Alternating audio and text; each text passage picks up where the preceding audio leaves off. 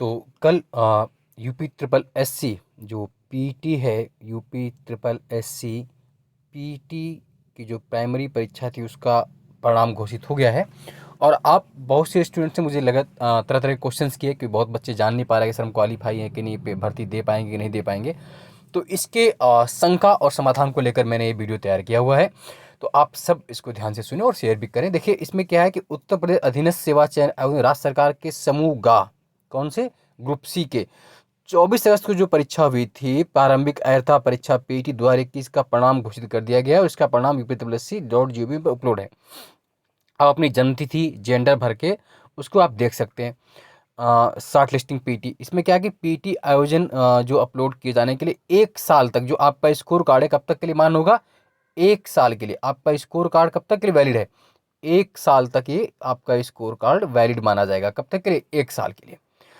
और आप ये जानते हैं कि पीटी 24 अगस्त को हुई थी। कब हुई थी, पीटी 24 अगस्त को हुई थी और यूपी के 75 जिलों में। और लगभग 20,72,903 अभ्यर्थियों ने इसके लिए, बाप रे बाप, सोचिए कितने, 20 लाख से कितनी बड़ी संख्या में लोगों ने फॉर्म अप्लाई किया था, 20,72,903। और इसमें से 17,99,952 अभ्यर्थी शामिल हुए थे। बहुत अधिक लोगों ने एग्जाम दिया था, 17,99,000। तो इसका जो परिणाम है वो व्यक्तिगत स्कोर कार्ड अभ्यर्थियों के व्यक्तिगत विवरण के साथ दे दिया गया है।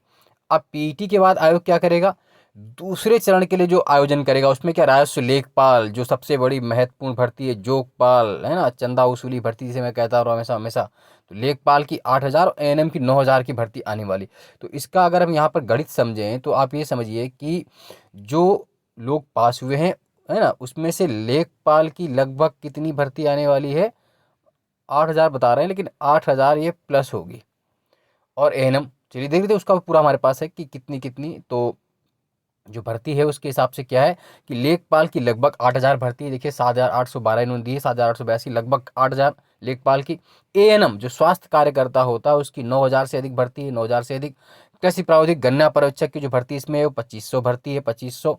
कनिष्ठ सहायक आवश्यक की 2,000 है, प्रावधिक सहायक 12,000। कुल मिला के ये जो अभी तक इतनी भर्ती में कुल कितने शामिल थे वो दिया हुआ है इन्होंने, लगभग, है ना। ये देखिए लगभग जो कुल जोड़ लेंगे इसको तो कितनी हो जाएगी, लगभग 22,794। कितनी हो जाएंगी, 22,794 पोस्टों पर अभी इसकी भर्ती होगी, जिसमें से लेखपाल लगभग 8,000 है। कितनी है, लेखपाल लगभग 8,000 है।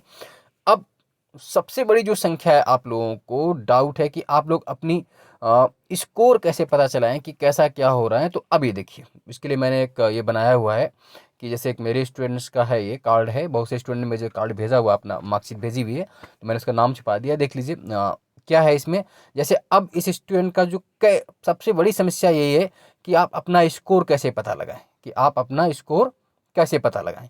तो आप अपना स्कोर कैसे जांचें, है ना, सबसे बड़ी समस्या यही हो रही है बच्चों को कि आप अपना स्कोर कैसे जांचेंगे, कैसे पता लगाएं।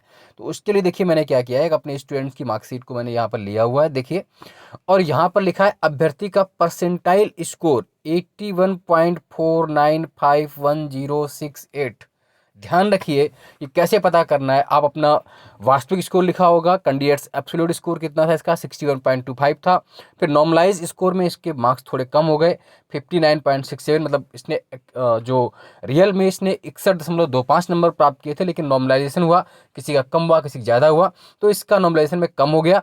अब जो इसका एक्चुअल बचा परसेंटाइल स्कोर कितना होता है, 81.4951, यानी कि अब इसका मतलब क्या है कि इस बच्चे से अभी 81% नीचे है और बच्चे हैं, मतलब ये 19% में शामिल है। अभी आप मेरी बात को समझ नहीं पाए। कुल अगर 100, फिर से ध्यान सुनिए, कुल अगर 100 बच्चों ने भाग लिया तो 100 बच्चों में इसका स्कोर कितना है, 81% है। 81.495110 से जो भी 81.5 मान लेते हैं इसको, हम लगभग 81.5 मान लेते हैं। तो दैट मीन्स क्या हुआ कि ये जिस बच्चे की मार्कशीट है तो उससे नीचे अभी कितने लोग हैं, 81% लोग उससे नीचे हैं, वो 19% में, मतलब इससे ऊपर अभी 19% वाले ऐसे बच्चे हैं जिनका, हालांकि कुछ मेरे स्टूडेंट ऐसे हैं जिनकी मार्कशीट 90% पर भी है। कि एक बच्चे का फ़ोन आया था, उसने 95% स्कोर किया हुआ है, मार्कशीट उसकी पड़ी हुई मेरे पास, तो दैट मीन्स उससे 5% ही नीचे और बाकी 95% नीचे। तो अब आप शायद स्कोर अपना पता कर सकते हैं कि आपसे कितने नीचे बच्चे और हैं। तो अब जैसे इसमें देखा है इसका 81 पॉइंट कुछ % है, दैट मीन्स ये है कि इस बच्चे को 81 परसेंटाइल स्कोर मिला है। तो इससे नीचे अभी कितने बच्चे और होंगे, कितने और होंगे, यानी कि 81% बच्चे अभी इससे नीचे हैं, 19% बच्चे इससे ऊपर हैं, मतलब 19% बच्चे ऐसे हैं जिनका स्कोर इससे ऊपर है। मतलब कुल मिला के अब 19% तो नहीं हो सकते, क्योंकि किसी का एक्चुअल 100% तो परसेंटाइल नहीं आ सकता है ना। तो 19% ऊपर तो खैर नहीं हो सकते, वो एक मैंने समझाने के लिए किया है, क्योंकि किसी का भी 100% मैंने भी नहीं सुना। लेकिन ये तय है कि इससे नीचे भी कितने % बच्चे हैं, 81%। जैसे एक बच्चे का मेरे पास फोन आया, उसकी मार्कशीट पड़ी हुई है कि उसका 95% है, वो मुझे लगता है अभी तक सबसे ज़्यादा मैंने मेरे ग्रुप में मैंने सुना है, एक का 95, एक का 96। तो उनसे नीचे 95% है, उनसे नीचे 96% है। अब ये आपका स्कोर कार्ड 1 साल के लिए वैलिड है। अगर किसी को अभी भी समझने में डाउट तो मैं फिर से बता देता हूं कि आप क्या करेंगे कि अपना परसेंटाइल स्कोर देखेंगे, और उस परसेंटाइल स्कोर में अगर 90, 95, जैसे इसमें 81 लिखा था, तो दैट मीन्स 81% जो आपका परसेंटाइल स्कोर है, इसका मतलब हुआ कि आपसे नीचे अभी इतने बच्चे और हैं। 81% मतलब आपसे नीचे 81% और बच्चे हैं, आप अच्छी जगह पर हैं। अगर किसी का 95% है तो आपसे नीचे 95% वाले बच्चे और बैठे हुए हैं। तो इस बात को हम ये मान के चलते हैं। अब और देख लेते हैं, तो ये आपका स्कोर कार्ड जो है वो कितने 1 साल के लिए वैलिड है, पूरा कब तक के लिए, 1 साल के लिए आपको वैलिड होगा। 1 साल जो भी भर्ती आएगी वो इसी स्कोर कार्ड पर। अब देखिए कैसे आएगी उसको समझते हैं। जैसे अब मान लीजिए आपकी लेखपाल की भर्ती आई, तो अब उसमें क्या करना होगा आपको, देखिए समझ लेते हैं। तो जैसे राजस्व लेख लिखा हुआ, मुख्य परीक्षा में शामिल होंगे, ये साफ लिखा हुआ देखिए यहाँ, जो मुख्य परीक्षा में शामिल होंगे 15 गुना अभ्यर्थी, कितने गुना, पीटी के आयोजन के बाद आयोग अब दूसरे चरण के विभिन्न पदों पर चयन के लिए मुख्य परीक्षाएं आयोजित करेगा। आयोग राजस्व लेखपाल के लगभग 8,000 और एएनएम के 9,000, सबसे पहले लेखपाल और एएनएम के आएंगे। तो इसमें 15 गुना अभ्यर्थी शामिल होंगे, कितने, 15 गुना अभ्यर्थी शामिल होंगे। मतलब क्या हुआ, अब देखिए इसको समझ लेते हैं। जैसे 8,000 पदों की भर्ती आनी है, कितनी, 8,000 लेखपाल, एग्जाम्पल समझिए। मान लीजिए लेखपाल की भर्ती कितनी आएगी, 8,000 पदों की आएगी लेखपाल। तो पद के सापेक्ष में कितने, 15 गुना लेने हैं, तो इसको 15 से गुना कर लीजिए, आप निकाल लीजिए कितना आएगा, 0 0 0, और 15 8 जा कितना होता है 120, 15 8 120, 120 लिख दीजिए। इकाई, दहाई, सैकड़ा, हजार, 10,000, लाख, है ना। इकाई, दहाई, सैकड़ा, हजार, 10,000, लाख, 1,20,000 लोग, है ना। कितने हुए लगभग ये, 1,20,000 लोग ऐसे हैं जो लेखपाल के एग्जाम में बैठेंगे। अब समझिए 1,20,000 प्लस होंगे, कुछ आगे पीछे भी ज्यादा हो जाएंगे, यानी कि जो 17 लाख लोग लगभग क्वालिफाई हुए हैं, 17 लाख से अधिक जो लोग क्वालिफाई हुए हैं, उनमें से लगभग 1,25,000 मान के चलते हैं, 1,25,000 लोग लेखपाल की भर्ती में बैठेंगे। अब ये क्या होगा कि 1,25,000 वो बच्चे हो जाएंगे जो टॉप से ले लिए जाएंगे, और जहां तक 1,25,000 का कट ऑफ आएगा उसके बाद बाकी छूट दिए जाएंगे। मान लीजिए उनका 60% क्राइटेरिया बना या 70%, जो भी बना, वो मतलब 1,25,000 बच्चे जहां तक भी आ पाएंगे उस स्कोर में, चाहे वो 60% के ऊपर वाले हो जाए 1,25,000 या 70% ऊपर वाले, तो वहां से कट ऑफ रोक दी जाएगी। मेरी बात को शायद समझ पाए होंगे भाई। 8,000 थे, 15 गुना बुलाए जाएंगे मेंस के लिए, तो 1,20,000 होता है। मैंने इसको मान लिया 1,25,000 के, और 4-5,000।